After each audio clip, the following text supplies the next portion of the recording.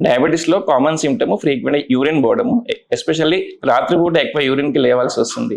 మన blood glucose అయితే 180 కంటే ఎప్పుడైతే ఎక్కువ అవుతుందో అప్పుడు కిడ్నీస్ దాన్ని పీల్చుకోలేవు. సో గ్లూకోజ్ అనేది మూత్రంలో వెళ్ళిపోతుంది.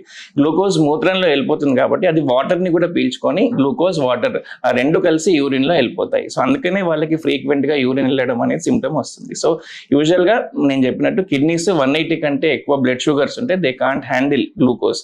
ఆ గ్లూకోజ్ అంతా కూడా యూరిన్లో వెళ్ళిపోతుంది.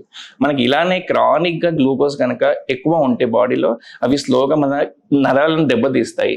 అది మనం ఇన్ఫ్లమేషన్ అంటాము, రియాక్టివ్ ఆక్సిడేటివ్ స్ట్రెస్ అంటాము. సో క్రానిక్ గ్లూకోజ్ ఎలివేటెడ్ ఉంటే ఆక్సిడేటివ్ స్ట్రెస్ అంటాము, ఇన్ఫ్లమేషన్.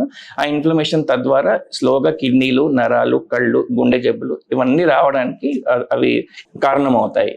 మెడ్ ప్లస్ లో అదే మెడిసిన్, అదే క్వాలిటీ, మార్కెటింగ్, డిస్ట్రిబ్యూషన్, ఇంకోటి అంటూ వీళ్ళకి అదనపు ఛార్జీలు ఉండవు. అందువల్లే 50 to 80% డిస్కౌంట్ లో మనకు అందిస్తున్నారు.